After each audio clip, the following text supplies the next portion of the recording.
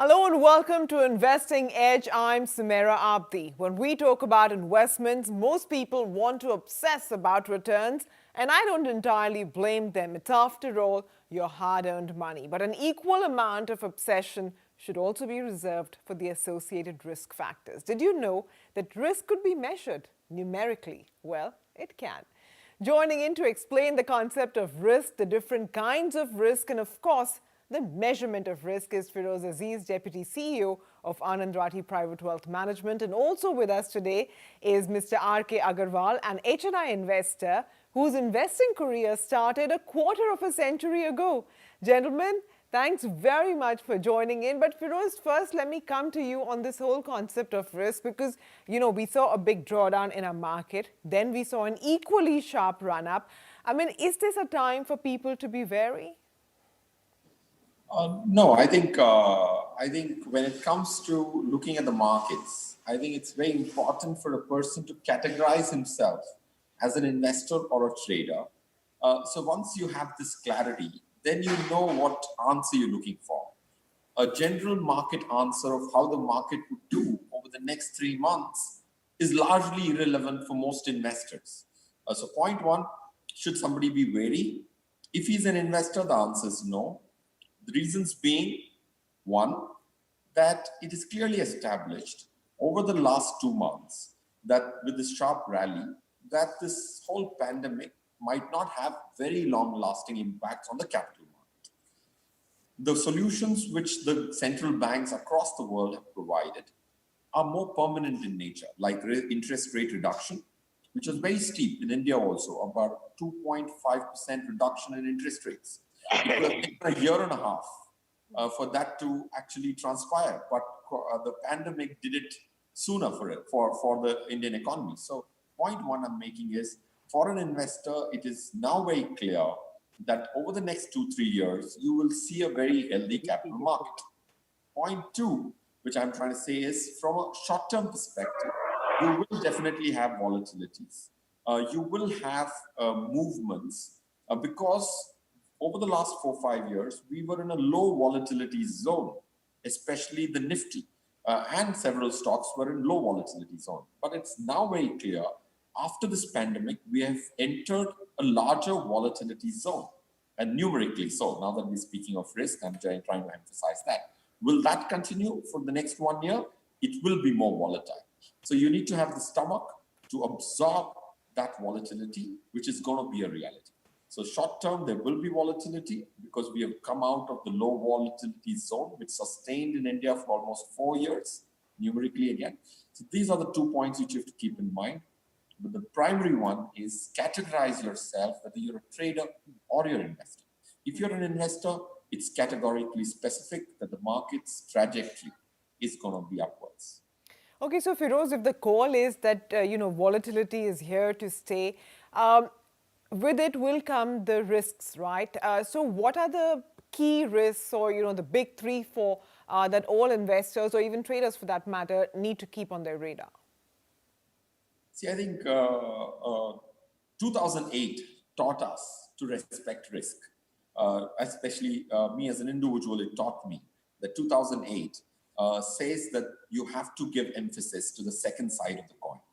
So, Sumera, very, very apt question. What are the risks I have to keep an eye on as an investor is the primary question. There are 3 risks which are very critical in the chronological order of importance: market risk, credit risk, and liquidity risk. These 3 risks are very important.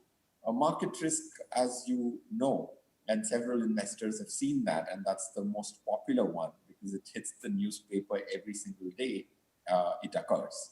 So the price movement is called the market risk. Default risk, where you lend your money to somebody or a corporate, and that corporate is insolvent, does not have the capacity to pay back that money, that's credit risk. Liquidity risk, of course, fresh in our minds, especially in the debt segment over the last 2-3 months. You've seen a huge liquidity risk, is why SEBI is also now wanting to focus on trying to mitigate that. So these are the 3 important ones, Mira. But Firoz, how does an investor keep these risks on their radar? Okay, I mean, I understand market risk, but what about, say, credit risk, liquidity risk? I mean, is there a rule of thumb or a way for investors to, monitor certain things so they know when things start going wrong or when things start unraveling? I think credit risk is very well managed by diversification. Market risk diversification doesn't do the trick as much. So, one very age old saying, which is all eggs not in one basket, mitigates credit risk the most, not the other two risks. So, first thing which you have to do when you have to manage credit risk is to diversify your money. You can't go out, put all your money in a cooperative bank and expect that you have managed credit risk. You can't buy two corporate FDs and say that you've managed risks. So managing credit risk can be achieved by diversification, point one. That's a very simple one is why I'm saying, and simple and effective. So you have to do that. So there the rule of thumb, like Sumaira, you asked, that each bond in your bond portfolio, which might comprise of mutual funds, should not exceed more than 2% or 3%, which is very easily possible by using a diversified platform like a mutual fund. Like the 5 debt funds which we recommend have close to 50 odd bonds in it. So those 50 bonds automatically ensure that you don't have more than 2-3% in any of them. So that's the easiest way and effective way to manage credit risk. Okay, let's also get in Mr. Agarwal. Hi, sir. You've been investing for 25 years. You have seen, so many market cycles between them, I'm sure. What has been your experience with, not just investment returns, but also managing your risk? I would say we had to put an objective, that is a goal for the money I am investing.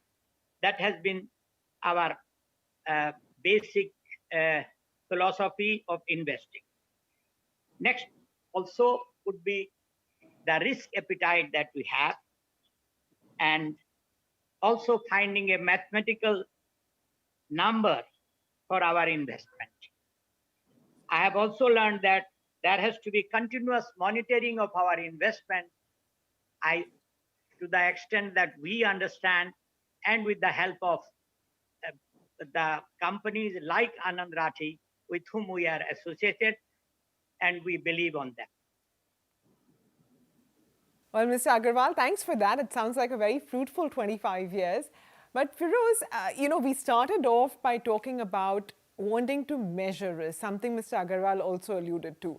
So what's a good way for investors to actually go about calculating risk and no longer, just refer to risk as high or low? On the market risk side, like RK Saab said, that we need to measure the market risk to begin with. To measure the market risk, you have to measure the standard deviation of your entire portfolio. Mutual funds actually produce the standard deviation number for each of their schemes, but that isn't sufficient. If I was a fund manager, I would be very concerned about my scheme's standard deviation. If I'm an investor, I would look at the entire portfolio standard deviation. I've, in the last 15, 20 years, met several HNIs. The beginning point of their entire portfolio's market risk seldom is measured. So we have to begin that. So to answer your pointed question, Sumaira, measuring standard deviation gives you a sense of what kind of change in price you can expect from a portfolio. And if you have a sense of that, a pandemic isn't going to give you shocks. It's going to give you something which you had anyways anticipated. Measuring risk has a very big collateral benefit. It helps you stick to the path, because if you know your risks, when the risk actually fructifies, you're still sleeping well and you're not panicking and pulling the plug on the right time at the wrong time. So that happens to investors who have not acclimatized themselves numerically on the risk. That's why you see so much redemption, so much selling which happens in the short term from those guys who had actually committed money for the long term. Suddenly, a long-term investor transforms himself to a short-term investor. This happens because the acceptance, the understanding, the acclimatization which risk deserves to give you beforehand, not when the wolves are knocking on the door and the actual event occurs. So to answer your question again, Sumera, pointedly, standard deviation is the measure, and it has several benefits for you to be a long-term investor and not be a long-term investor till risk comes to your door. Well, that's true, actually. So, what you're saying is that if you have simulated or already imagined a worst case scenario, then you're not taken aback when it actually materializes. But Feroze, we're not going to let go of this topic so easily. We're going to take a break now. And when we come back, I want to quiz Feroze a little bit more on exactly what is a safe measure of risk. I mean, what is the number that your portfolio should have, and when should you be worried? All of that is lined up next. Stay tuned. Back, you're watching Investing Edge. With me, as always, is Feroze Aziz, Deputy CEO of Anand Rathi Private Wealth Management, and also Mr. R.K. Agarwal, who's an HNI investor. So, Feroze, before the break, we were talking about risk. You said standard deviation is the way to measure risk. But what should be the number if somebody measures their portfolio, comes up with whatever, an X number? How do they know if that's okay, or whether they should look at reducing it or increasing it? Sumera, I think before you measure it and decide what is the limit you set for your risk limits have to be set. Before we get that as a point of discussion, the first one is a person needs to decide what is the time frame of the risk. Standard deviation could be measured for a month. Monthly standard deviations can be computed. 3-year standard deviation, 10-year standard deviations could be computed. So step one, if you're an investor, the chosen standard deviation, in our opinion, is 3 years. So we are speaking of a 3-year standard deviation. A 3-year standard deviation should not exceed in your portfolio, in our opinion. Of course, somebody might have the stomach to withstand even twice as more than what I prescribe, but I don't think it is needed. So 8 is the standard deviation number.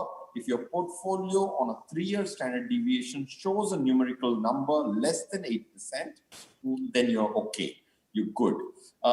Nifty's 3-year standard deviations could be as high as 13%. So you can't be taking 3-year risks of Nifty and running your portfolio. So you have to take lesser risk than Nifty and try and generate a 13-14% return. That is when you are bringing efficiency into your money. So that's point 2. Point 3 is having this risk measure and then knowing what do I need to do to when it exceeds that. You can maneuver your asset allocation. You can maneuver your product selection to bring it back into the limit of 8. If that's what's to your liking, that's like it's mine. Okay, Feroze, any rule of thumbs for investing? See, I think the rule of thumb, to my mind, when it comes to investing, and if you have to keep risk in mind, if I have to summarize what actually we have said, diversify your debt, measure your market risk on the overall portfolio, set a limit, decide what are the 3 things you will do. Decide the 3 things you will do every time you see the limit being breached. 4th point is a television show like this can only create curiosity. The client will have to spend that 2 hours, 3 hours understanding it, internalizing concepts. Your advisor has to handhold you in that journey of understanding. Is when over long periods of time you will be able to actually become numerical on risk. It's not going to happen surgically tomorrow. You will have to put in that effort. I see several HNIs spending days to buy a plot of land. They do 10 visits to buy a plot of land which is 5% of their net worth. But they would not actually spend that 20 hours, 5 hours, even 1 hour on the financial portfolio. Okay, that's a point that I hope everyone notes. But Feroze, I'm going to read out some products for you. And can you arrange them in order of your preference? And also tell us why you choose certain products. So there's ETF, there's mutual funds, stocks, AIF, PMS, structured products. What's your pick of the pack? Pick of the pack from a risk standpoint, market risk. Structured product is the least market risk you can take if designed right. It's a little high on the credit risk. If the credit risk is managed very well by the issuer, for example, Anand Rathi is one of the largest issuers of structured product. We keep the money in the treasury reasonably safe, I would like to believe. That's why the NPS would be in control. So market risk, least is structured product. Second least is mutual fund. Then third is PMSs and AIFs. So these are the chronological order of increasing risk from a product standpoint. If I named all of them, which you Feroz, I notice you don't pick stocks at all. see, stocks are not needed for most investors. That's my belief. For trading, of course, stocks are a very, very important. Direct stocks. Stocks through a mutual fund give you that calmness in the portfolio. For example, the top 5 Nifty stocks, which are called blue chip. Of course, I've met several HNIs who say, I've bought the top 5, they're blue chip companies. Their numerical standard deviation is 39. 39 is a lot of movement. Okay, do I want that movement? If I'm a happy investor, happy to see 13%, 14% growth per annum on my money, then I don't need them. If my aspiration is to make 25% a year, then of course I'll need to take support by buying these stocks directly. So that's the reason. So it depends, like RK sir said, objective kya hai? What's my objective? If my objective is simple, I can have simple instruments and achieve it. If my objective is complex, then I will need to take support of complex instruments. Mm-hmm. Well, there are a lot of mutual fund investors who still feel that, they're not as calm as they'd like to be. But Mr. Agarwal, the final word to you, sir. In your 25 years of investing, I'm sure you have, tried your hand at everything. Where do you think you have found the most calm, and what has worked out best for you? Let me say, as just now I heard, we have been continuously getting some advice to when they find that this area where it has been invested, it is not doing well, then they do advise us to change it to some other product. The structured products, what I heard just now, I'm an engineer, so I don't remember this kind of thing, but I see on the paper only that we did change our investment to the structured products. And let me tell you, with that, we have saved money in not losing. And now that the market is growing, it's picking up, we have made up a lot of it. So that is what exactly I think was being just now talked. All right. Well, on that note, Feroz, Mr. Agarwal, thank you very much for joining in and for helping our viewers understand the concept of risk, not just from a wealth manager's point of view from Feroz, but also from an investor's point of view. With that, we'll wind down on Investing Edge. But as we do that, we leave you with some very interesting mutual fund analysis, this time coming in from Subhendu Harichandran, Director at Anand Rathi Private Wealth Management. Thanks for watching. Well, like Sumaira, you have mentioned that HDFC, one of the funds which I have analyzed is HDFC Midcap Opportunities Fund. This fund is an open-ended equity scheme which predominantly invests in midcap stocks. As the name suggests, it falls under the category of midcap, and this fund was started by HDFC AMC in 2007. Currently, towards the end of June, the fund has closer to 20,000 crores of assets, and in the category, the fund itself is one of the largest.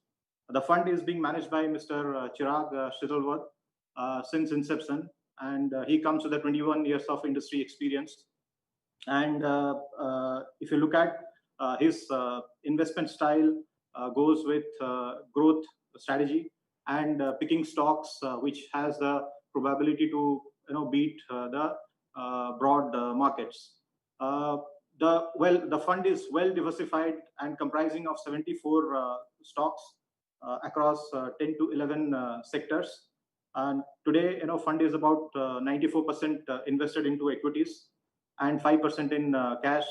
Out of the 94% investments into equity, 70% is into mid cap, 20 is into small cap, and 10 is into large cap.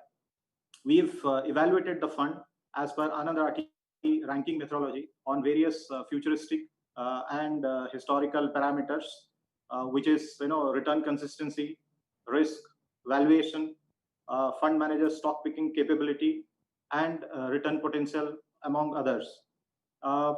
As per our evaluation, what we found that funds go high on futuristic parameters like PEG and stray ratios. However, fund has scored low on historical parameters, which is return and standard deviation. When we looked at the overall score, the fund got is about 52 out of 100, and we'd like to give 3 out of 5 to this particular scheme. From performance standpoint, which is measured in rolling return, the fund has not generated significant return in last 5 years. The fund has in totality delivered a return of negative 5.6% compared to the peers closer to 4.5. From a risk perspective, which is measured in standard deviation, fund looks slightly risky, and the standard deviation is closer to 24 plus compared to the category average of 23. When it comes to consistency, which is alpha generation, the fund has a lower tracking error, which is good for fund. And finally, when we looked at the net worth or worth valuation of the fund, what we found that the particular fund in last 5 years, if a lakh of rupees is invested, then the value of that lakh of rupees is closer to 1.28, which is 5.05 CAGR. When we compare that with the mid-cap index has delivered a CAGR of 2.52 or 1.13 lakh. And our Anand Rathi's recommendation on the mid-cap category, it has delivered a CAGR of 7.89 or 1.47 lakh during the same time period.